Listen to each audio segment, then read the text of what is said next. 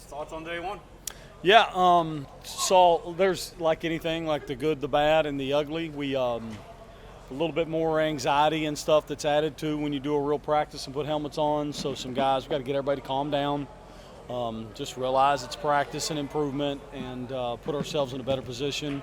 It got better as the day went. You could tell we hadn't played the football. We hadn't done things that you can't do until you practice. So much to improve on. I would expect us to go a huge step from day one to day two, which is the way it always should be. So we've got plenty to put on film now and go over and make ourselves practice better. A little different philosophy than what you did in the spring. You spent a lot more time indoors, kind of half and half. What's the thought process behind that? Well, our world is better now, right? This program is fed well by administration and the world of our fan base and donors and everything. And with this indoor, it's not smart to us not use it. So for us to be able to have some chance to get under what I call our shade tree and get some stuff done and not have as much fluid loss and put ourselves in a better chance for guys not to cramp up as much and not get heat-related illness, it's just better for Troy. And I think we saw that today. We had limited guys that ended up with any cramping and issues compared to day one last year. So it's just ways for us to practice better and more efficient so many more of our guys can be back and be ready to go for practice too.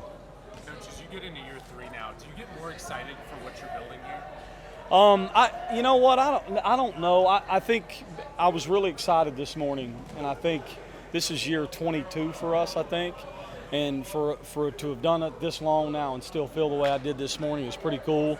But it's year 3 at a place that, being the head coach here, it feels different. But I'm still as excited as ever been, 20 some years ago, to see our people get to go do it. You had a couple wide receivers there at the end make some pretty big catches. That room is much different this year, but I know you got Mojo leading the pack that way as well. How have you seen him develop in the offseason, and talk to us a little bit about that wide receiver?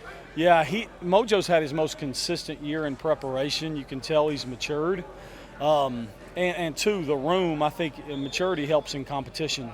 To your point, there's probably 8 or 9 guys that legitimately can compete and have the talent to do it. So who separates themselves to be the 5 or 6 that play meaningful football in games will be the test of camp.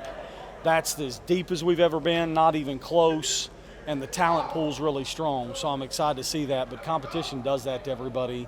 So there's no off day for a guy or a chance of being consistent because you can just put somebody else in.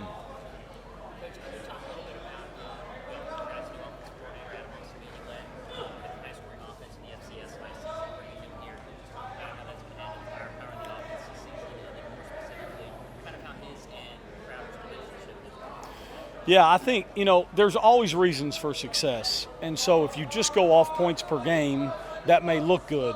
They were plus 30 in turnover margin at Tarleton. That's even better, right? There's a bunch of reasons for success. So he wasn't just hired because of the number, because the number can be skewed. He's hired because of the system, because of who he is as a person, and he fits who we are as a staff. And I think those are the reasons that add up to why he's here. Now, our system is unique. It's different. I'm sure you all saw that today. If we're going to make a change and do the things we had to do, we needed to be different in how we did it. So I'm really excited about our changes and how we will play. To your other part, or last part of the question, Goose and his relationship has grown just like all the other 3 in there, the 4 total in the room. But he's a veteran, so it's easy for him to take coaching quicker and build a mature relationship with a new offensive coordinator. That didn't take that long. When 2 guys are pros, it should happen pretty fast. That's happened really good. We'll see where we are in 2 or 3 weeks. Through fall camp, what are you really looking for from your position groups? Anyone that you're like, hey, you got to be better, I want to see this through fall camp? Anyone specific? Yeah, I think in totality, I told Adam yesterday, we have to see a football team that can stop the run and run the football. Like, that is what we have to see collectively. Individually, by groups, I think the maturity and leadership of the wideout room and who ascends without paying out a name, I would say, the running back room is critical for us. There's probably 5 in there that right now can do it. Who is that? I'm excited to see that room. Those are the 2 rooms that you look at the quickest on our team of maybe uncertainty or who will. And then I'm really excited to see the maturity and the look of our D-line room. It's been a more mature room. The guys are in better shape, and I think that's got to be a difference for us. Have you talked to your team about managing expectations this year, just knowing you guys were picked first in the West and going in with that mindset? Yeah, we did. We've had one real conversation about it right before it all came out, managing what that really meant and what it really does not mean. And then I would hope that our process and the way we run our program would be one that says, all right, who are we? What's our job? Like today, I told them and reminded them last night and today, our job is to get better today. Be at our best today. That'll move tomorrow. And everybody talks about this. You hear every head coach right now talking about process and improvement. We're no different, but I think it's real who really does it, who sticks to it without getting lost in expectations. And we have to win 10. No, we don't. We need to be at our best each day.